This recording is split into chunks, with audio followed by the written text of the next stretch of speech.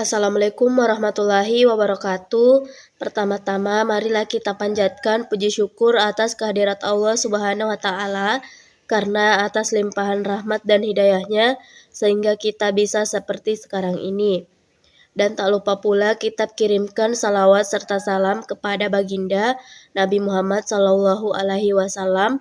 Allahumma sholli ala Muhammad wa ala ali Muhammad. Saya akan mempresentasikan materi PowerPoint yang telah saya susun terkait judul ukuran-ukuran yang harus digunakan dalam menilai tingkat digitalisasi dalam sektor publik. Adapun mata kuliah yaitu Governance Digital. Dosen pengampu yaitu Haji Amiruddin Eskom MT. Sebagai penyusun yaitu saya sendiri atas nama Darna Hardianti, NIM 210222228, kelas eksekutif 1. Di dalam era digital sekarang ini, sektor publik semakin sadar akan pentingnya digitalisasi untuk meningkatkan efisiensi dan pelayanan kepada masyarakat. Salah satu langkah yang dapat digunakan adalah melihat kecepatan akses internet di lingkungan sektor publik. Semakin baik kecepatan internet, maka semakin mudah proses digitalisasi dilakukan. Selain itu, penting juga untuk melihat sejauh mana telah dilakukan migrasi data dan penggunaan teknologi cloud dalam sektor publik. A. Pengertian digitalisasi dalam sektor publik. Digitalisasi dalam sektor publik merupakan langkah penting dalam menghadapi era digital yang semakin maju.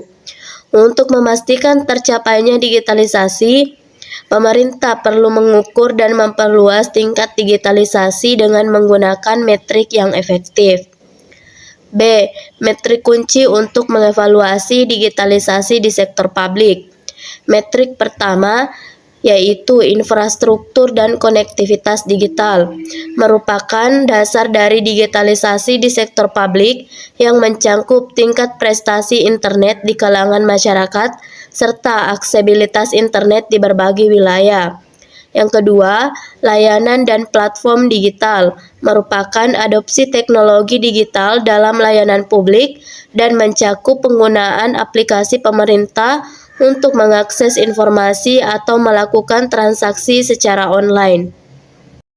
Yang ketiga, keterlibatan masyarakat dalam dunia digital, merupakan metrik ketiga yang mencakup tingkat partisipasi masyarakat dalam program-program pemerintah yang menggunakan teknologi digital, seperti program e-partisipasi atau konsultasi publik online. Yang metrik keempat yaitu tenaga kerja dan keterampilan digital, merupakan digitalisasi di sektor publik tidak dapat tercapai tanpa adanya tenaga kerja yang terampil dalam bidang teknologi informasi dan komunikasi. Metrik kelima yaitu keamanan dan privasi digital, merupakan digitalisasi di sektor publik yang harus diiringi dengan langkah-langkah keamanan dan perlindungan privasi yang memadai. C. Pentingnya pengukuran digitalisasi dalam sektor publik. 1. Mengidentifikasi kesenjangan. Hal ini dapat membantu pemerintah dalam merencanakan langkah-langkah lebih lanjut untuk meningkatkan digitalisasi dalam sektor publik. Yang kedua, efektivitas digitalisasi. Dengan mengetahui metrik yang digunakan, pemerintah dapat dilihat bahwa digitalisasi telah memberikan manfaat yang diharapkan, seperti peningkatan efisiensi. Yang ketiga, perbandingan kinerja.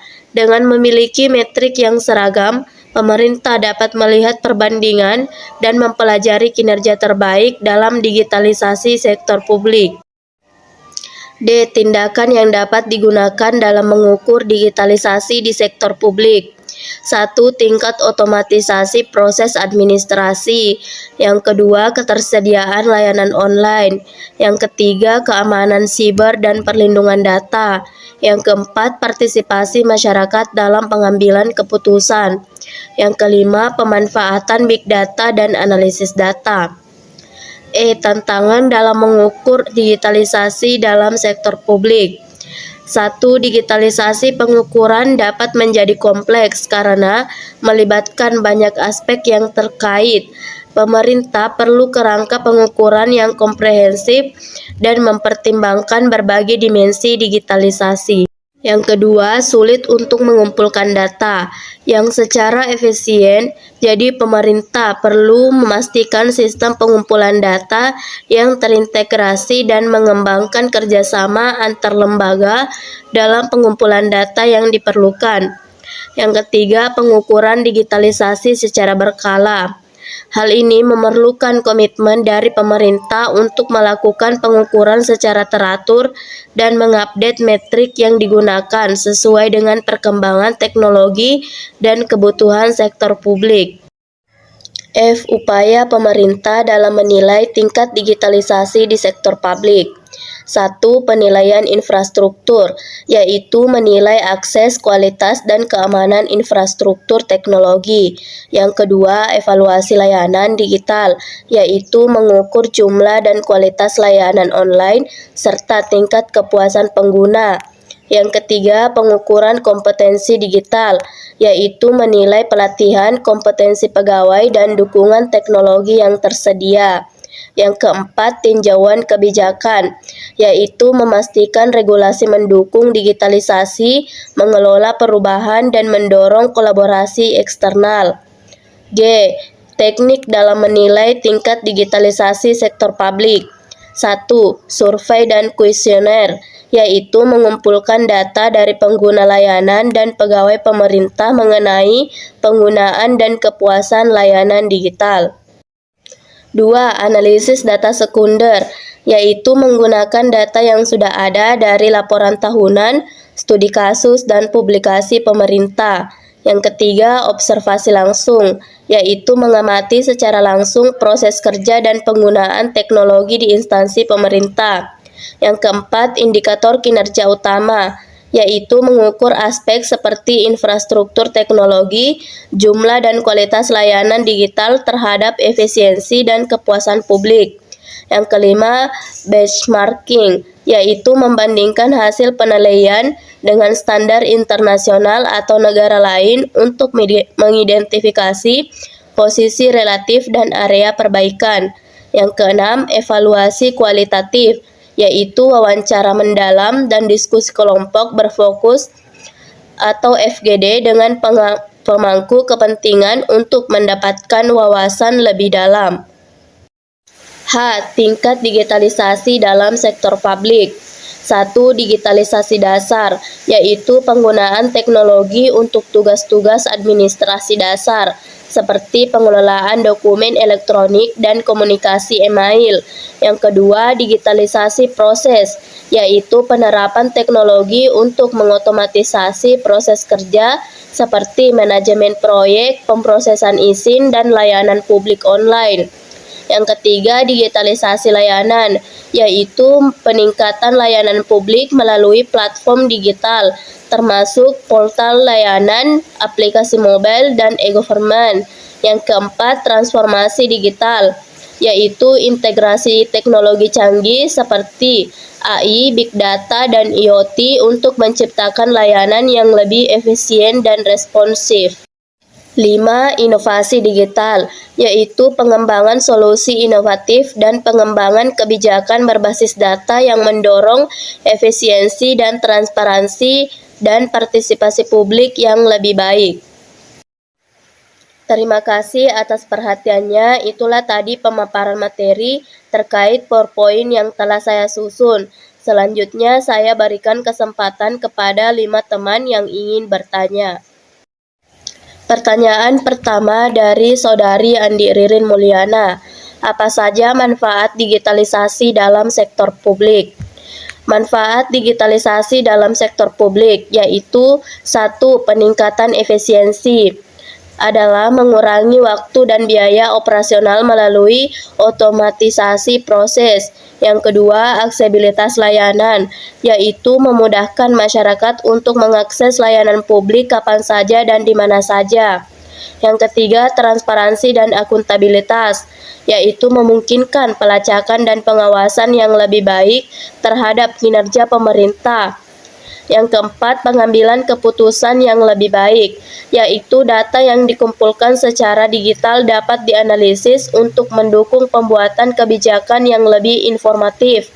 Yang kelima, peningkatan partisipasi masyarakat, yaitu memfasilitasi partisipasi masyarakat dalam proses pemerintahan melalui platform digital. Pertanyaan kedua dari Saudari Marna, mengapa perlu dilakukan pengukuran kinerja pada organisasi sektor publik, terutama pemerintah? Karena pengukuran kinerja pada organisasi sektor publik, terutama pemerintah, penting dilakukan untuk memastikan akuntabilitas, transparansi, dan efisiensi dalam penggunaan sumber daya.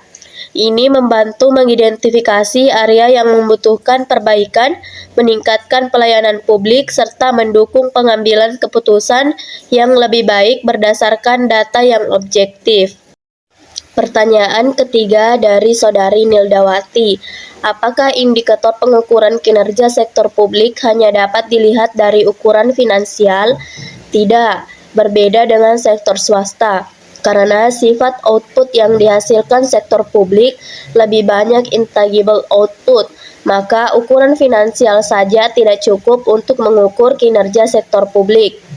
Oleh karena itu dikembangkan ukuran-ukuran kinerja non-finansial. Pertanyaan keempat dari Saudari Saryanti, mengapa sistem pengukuran kinerja wajib diimplementasikan dalam sebuah perusahaan? Karena diperlukan dalam mencapai keberhasilan adalah memiliki tujuan yang jelas. Tanpa adanya sistem pengukuran kinerja, organisasi mungkin kesulitan dalam menentukan arah yang tepat. Selain itu, kejelasan dalam tujuan membuka pintu bagi akuntabilitas dan transparansi. Pertanyaan kelima dari Saudari Fitriani Firman, apa alasan dilakukannya pengukuran kinerja bagi karyawan atau tenaga kerja?